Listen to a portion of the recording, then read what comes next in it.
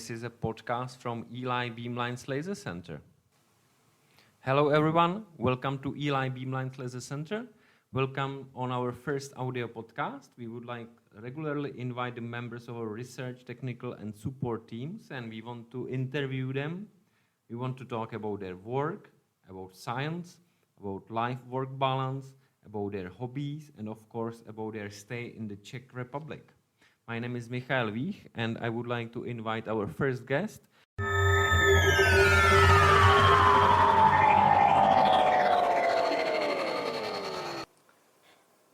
Hello everyone, welcome to ELI Beamlines. Our guest is today Anna Zymakova from experimental team. Anna, welcome in our studio.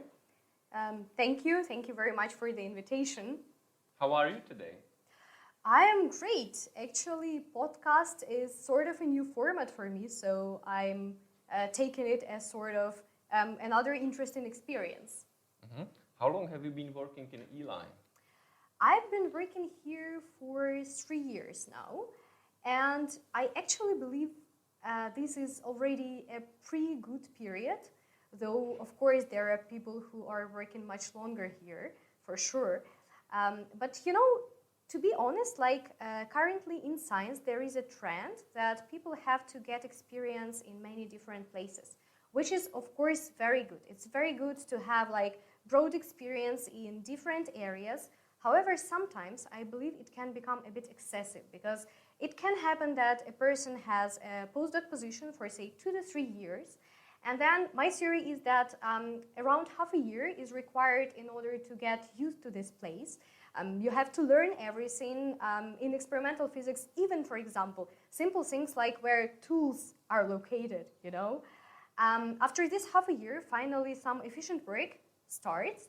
And for example, if, say, the group leader does not get the extension of this project, then the person has to start looking for a new position. And it takes also around half a year to 1 year sometimes. And then in the very end, we are getting something like 1 to 1.5 years of, you know, efficient work, and the rest of time is basically setting up and packing the bags. So what is great about ELI is that we have opportunities to stay here longer. On the other hand, ELI very much supports some mobility projects, so we are having opportunities to, you know, develop ourselves, and on the other hand, to remain here and to work efficiently. Mm-hmm. And what's your working position in ELI? Here I am taking care of building and development of an X-ray spectroscopy end station.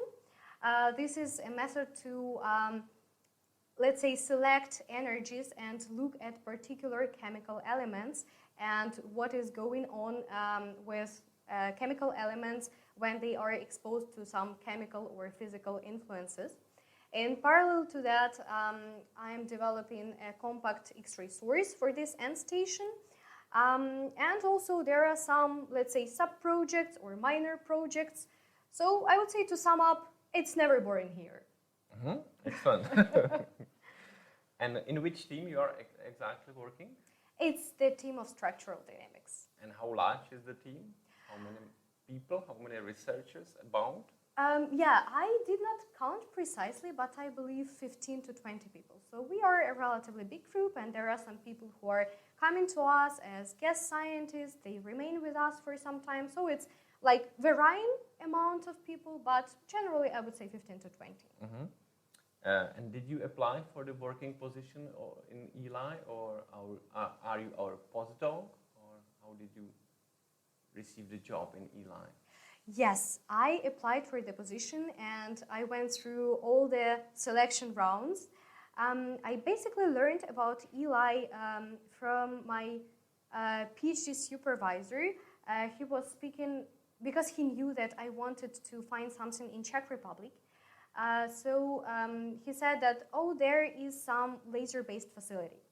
And during my PhD, though this was not my main topic, I worked a little bit with lasers and with optics, with building some beam transport. And at that time I realized, okay, lasers is my cup of tea. I really want to work with lasers. And then I hear there exists a laser-based facility. So I was like, okay, that's it. I have to apply for it. I went for one summer school. It was in Romania, so this is another ELI pillar. There I learned more about ELI, and I became absolutely certain this is something I have to try to apply for. Then I met one of our HRs at a job market, and she told me that I can send a CV. Then she sent my CV to my current leader. He contacted me in some time, and then there were a few interviews, and that's how I'm here now. Mm-hmm. Okay. And where did you study? University in the Czech Republic, or you are original from Ukraine? And did you study in Ukraine or any other country? Basically, I did my bachelor in Ukraine, then I did my master's in Germany, and then PhD in Germany, basically in the same group where I was doing master's, but under supervision of another professor. Mm-hmm. And when did you decide to become a scientist, and why did you choose physics? Well, that's a brilliant question. Thank you very much for it. I must say that I think there is a common belief in like the social that a scientist is something that is predetermined from the childhood. Like, you know, I think they imagine some sort of Sheldon Cooper, like, you know, this character from the Big Bang Theory, and like the person who knows from early childhood, I'm gonna be a scientist. This is my way and the only way, and like life does not exist without science. And this was absolutely not my case, and actually there are many people who made it like differently, for whom it was different. I actually wanted to be a journalist. That seems to be a relatively big difference, right, between science and journalism. And actually, like when I was probably 8 or something, I started publishing sort of a small newspaper. Well, this was a newspaper like only for parents and their friends, but I was like looking for some information. I didn't have a PC at that time, so everything was handwritten, and there were some, you know, paintings, some pictures there, and it went relatively well. At least I was thinking that I was training myself, I was preparing myself. And then after, say, 2 to 3 years, I wrote there one article about a political party, and it was very, very critical. And my mother read this article, and she realized, okay, this might be too dangerous way for my child. And so my mother decided that she would not allow me to be a journalist. In the end, I must say that this was not like 100% blocking of my dream or something. It was just that she told me the arguments and I couldn't disagree. And then after some time, like, you know, I was doing many different things in school. Yes, for example, I was taking part in a competition of young developers or young inventors, which was pretty much about physics. But on the other hand, I was also taking part in a competition of young economists, or I was even singing, like, you know, many different things. And then when I came to choosing my specialty in the university, there was a choice between engineering and physics, and I somehow have chosen physics. So that's how it happened. Mm-hmm. It's very special story. We were talking about being a journalist. So did you have the dream to be a writing journalist or to be a moderator in television, in the radio? What was the dream? Rather writing. And I actually must tell you that science is such a universal thing where you can apply many various skills. Like, for example, I wanted to be a journalist, like writing journalist, just as you said, and now I'm writing scientific papers, which is not that far away, you know? And basically, like, science is so universal. People can apply various skills, like, for example, if one is artistic or is able to present something nicely, it can be super useful at conferences and some workshops, seminars. Say some social skills can be very good in finding new collaborators, creating some new collaboration circles. Some arguing, okay, then it can be for some controversial scientific questions. So, you know, science is universal and everyone can find something specific for themselves in science. Mm-hmm. So you mentioned that you don't have problem with writing the articles, and it's a very important part of scientific work right now. Are you writing something else, some stories, fairy tales? I used to, but right now I must say there might be not enough time, I would say. And on the other hand, probably my brain is already too much directed into the scientific field. Okay. So maybe not now, not anymore. On the other hand, there used to be some, teenager tragedies which do not happen anymore. So there is maybe no inspiration for now. Mm-hmm. Okay. You were talking about ELI. So when did you hear first time about ELI? So this was basically when I was doing my PhD. So this was from my PhD supervisor, and this was also from some known Czech scientists.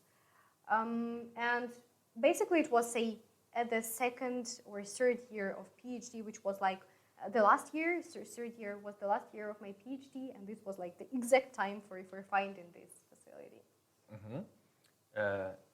We have quite large number of female scientists in ELI, but there is still much more men. Is it difficult for you as a woman to be a scientist or to become a scientist?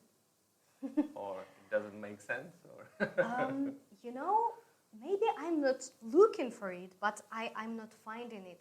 I'm not finding any inequalities in the way how colleagues treat me, say, in respect to male scientists. It's rather about, treating us professionally. And yes, of course, there are people who are much more skilled than me. And of course, I still have to learn a lot. And this is the way, like, sometimes I understand that I have to learn something more. Sometimes I understand that there are some gaps that I have to fill in. But honestly, I cannot remember that I, realized, okay, now they are treating me very much as a female, Yeah, maybe some, super minor things, but rather no. Okay. So you are from Ukraine, so I would say that the Czech Republic is quite similar to Ukraine. Am I right? Or is there something special that surprised you? Well, yes, I would say, both are Slavic countries. What was a bit challenging for me in the very beginning was the language, even though there are many similarities, for sure. But one has to learn how to recognize particular words. Because for me, in Czech language, first when I heard Czech people speaking, I had a feeling this is all one sentence. Yes, I could not realize where one word ends and another begins. Now when I'm used to listening the language, of course it's much easier, and now I know many words. So now it makes no problem for me to understand, and basically I'm speaking a bit. But yes, this took time. I would say around 9 months to 1 year to simply learn how to listen Czech properly. Mm-hmm. All right. So what do you do on your leisure time? Are you just visiting some parts of the Czech Republic, or are you visiting some culture events, or how do you spend your free time or leisure time? Yes, basically I love hiking, for example, so Czech Paradise is really one of the best places, honestly, I've ever visited. I visited a few countries, and in Czech Republic, Czech Paradise is something absolutely unique. On the other hand, I really love visiting those, old, truly Czech cities and towns. My favorite one was Český Krumlov. It was so exciting because I went to the parking which is on the other side of the city from that castle, the high one, and then there was this small cozy city, those small narrow streets, and then suddenly, all of a sudden, there opens this wonderful view on this very high castle with this wonderful bridge between the two buildings. This was extremely impressive. Another very favorite city or town of mine is Kutná Hora, and this Saint Barbara Church, also very beautiful. So I love that one. speaking about, say, free time when there is not that much of time, say when it's not a weekend, but just an evening, I actually like cooking. Not something very complicated, but still something that would look nicely. Also, well, sports, sort of gym, workout. Currently, I'm having some weights at home, so something like this. And actually, speaking about all of that, I realized that my hobbies, they are all not that much about thinking, but rather about clearing my head and clearing my mind.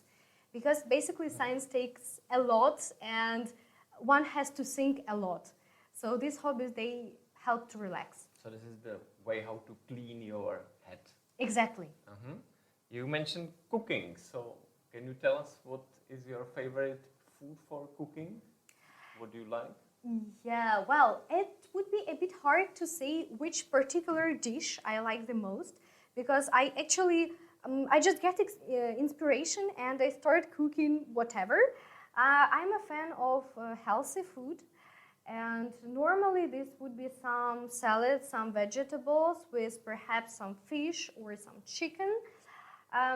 Bakery a little bit less, but from time to time, again, when I have time for that. Okay.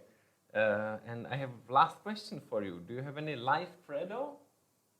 Life sentence that means I want to live in the way of this sentence? That is a challenging question, actually, but I would say develop yourself as much as you can and even beyond your limits. Excellent. So it was nice end of this interview. Thank you very much. It was Anna Zymakova from our experimental team. Thank you very much for a visit. Thank you, Mikhail. And thank you very much for listening our podcast, ELI Beamlines. Have a nice afternoon.